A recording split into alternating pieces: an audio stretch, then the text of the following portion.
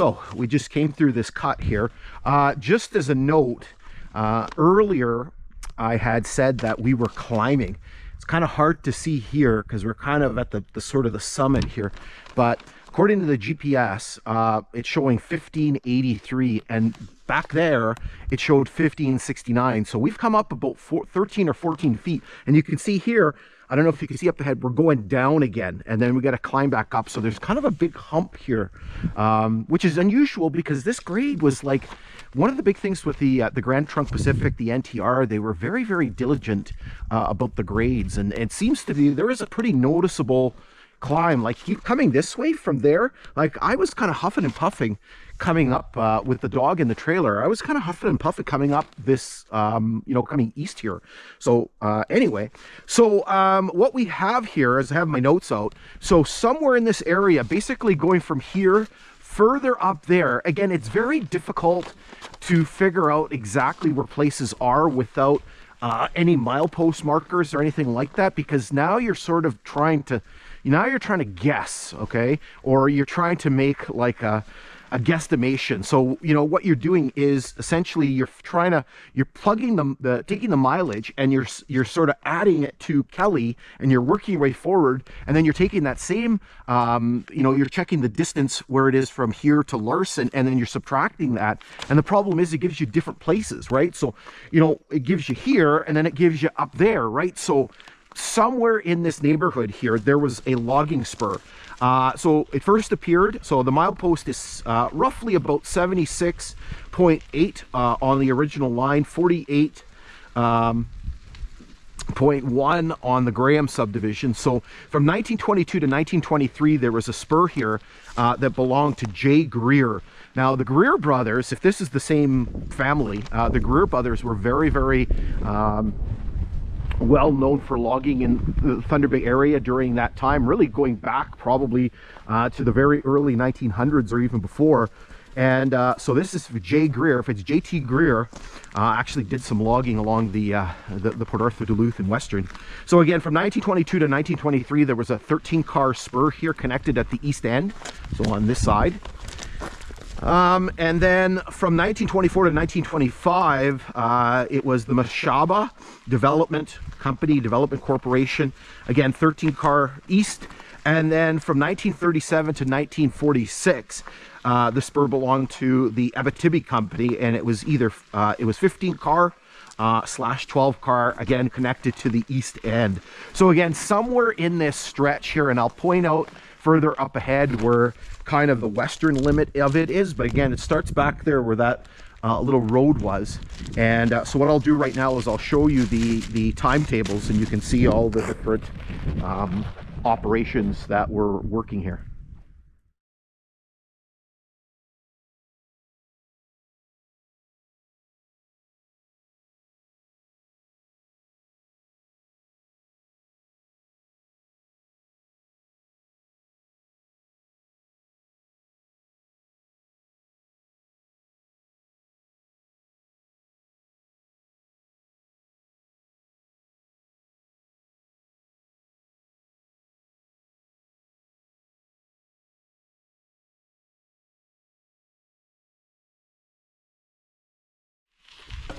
Alrighty.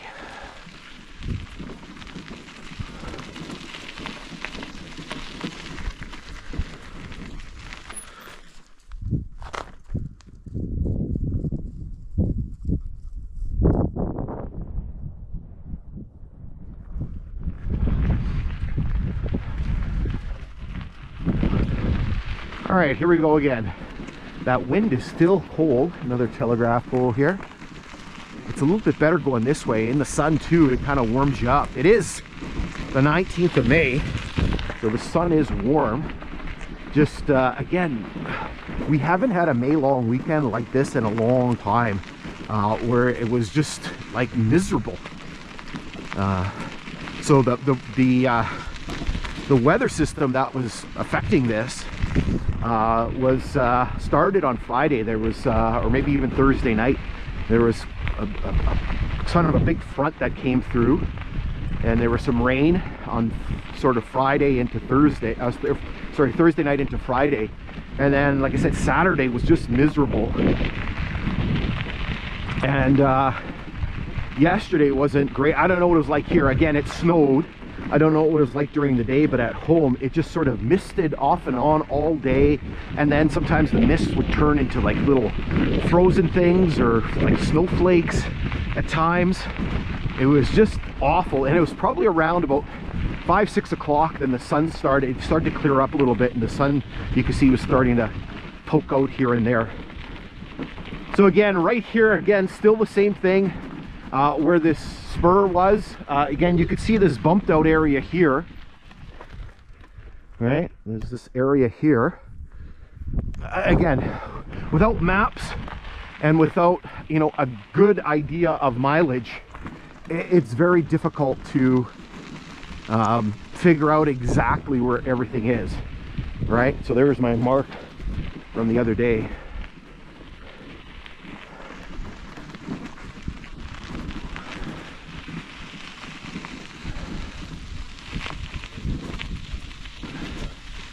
And I think there's another, I don't know if there's another marker up ahead here. Let me check and see. Yeah, there's another marker up here, another 200 meters away. So again, there was a big range where this spur was located.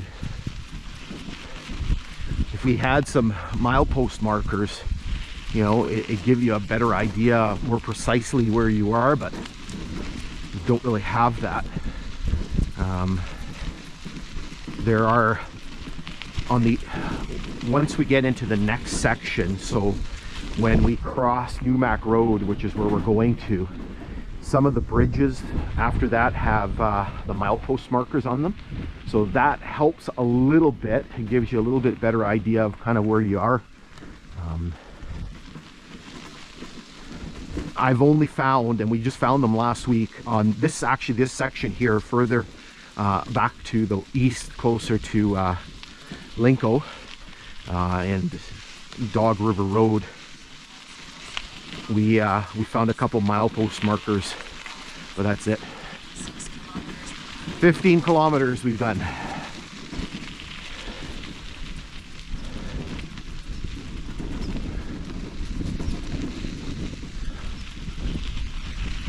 See, there's some big potholes here. I think here you can see, oh, you can see there's a couple ties in here, or what look like ties. I think here there were some tracks right here.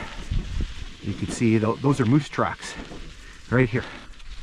And you're going to see them going up, and I think there's a set of tracks coming this way too. And this looks like there were two moose, right? There was moose have a huge gait, they have a huge stride. Well, they're huge animals, right? But it looks like there might have been here maybe a mother with a yearling.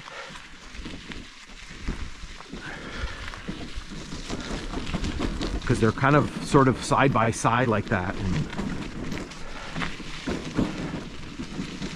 usually the way the moose stride, you don't sort of get them like that.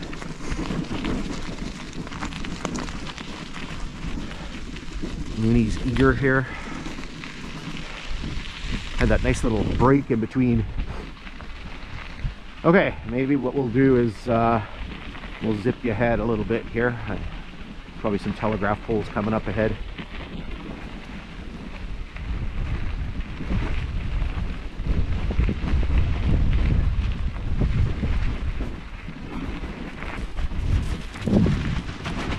What the heck did you see?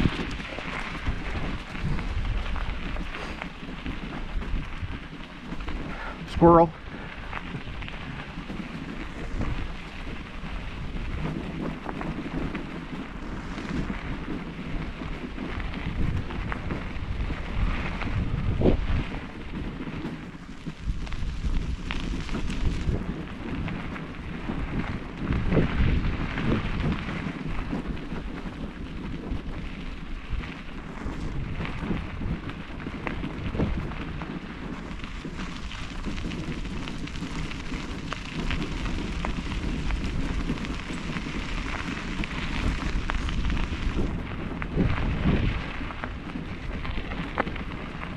So jump in here.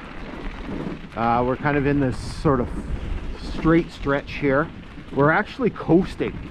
So remember back a little ways back where the Greer spur was, we were at 1582. We've dropped 22 feet according to my GPS. I can literally feel myself coasting. You know, I didn't have to pedal. And it looks like we're going to come up a little bit again up ahead. So that definitely was a big sort of hump. I don't know if I can turn back and see it, but you can I can see a definite incline here.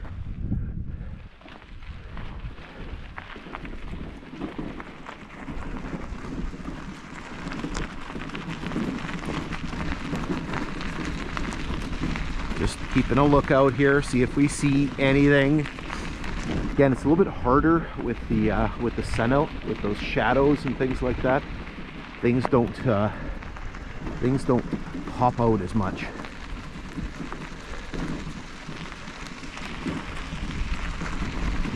You can see we've got some more telegraph poles coming up.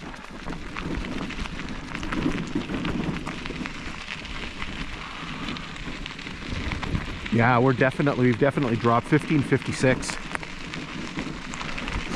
So now it's a neighborhood of 30 feet. It's a pretty substantial drop.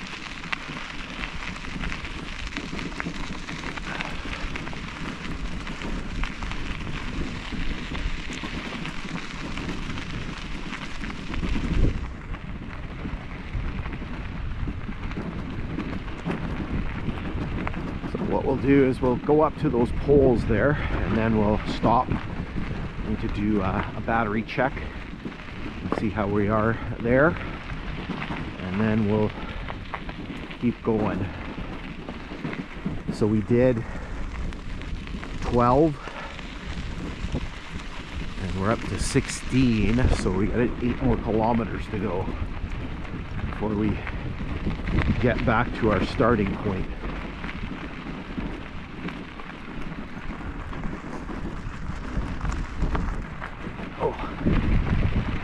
Camera's probably smoothing it out. There's some bumps here.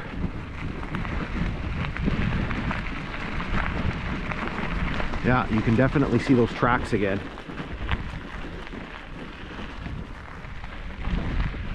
You can see those tracks here.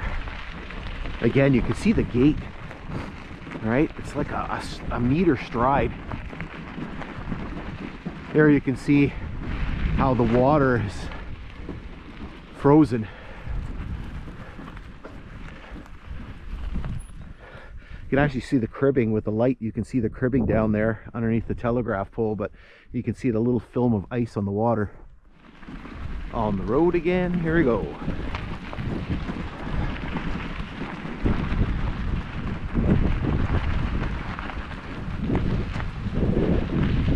See the bottom ends of telegraph poles and pieces of culvert.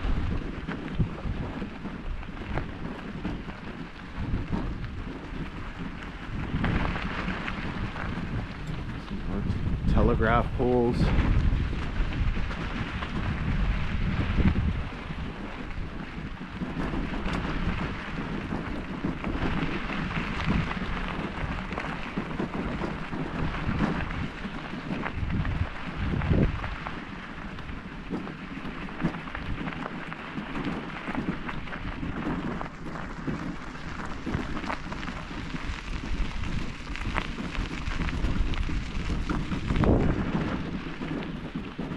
Leave the swamp behind, and there's a little pocket here, a little upland area. There's somebody coming. So weird, like you never see anybody, and today this will be like the third person I've seen. It's like crazy. All right, so maybe what I'll do is I think the footage from this part turned out okay, so I might try to use the footage from here, but in any case we'll record, see which turns out better. So we're going through a little cut here, nice little kind of upland section here amongst the swamp, out of the wind, which is nice. But I'm going to back into it up there. So what's interesting here is you can see it's a cut, but then you can see there's this open area here. So I don't know if they took some fill out of here when they were building the line, or if there was something in here.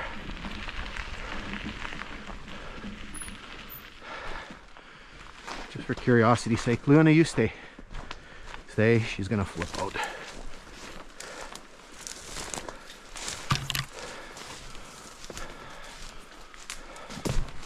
Ow.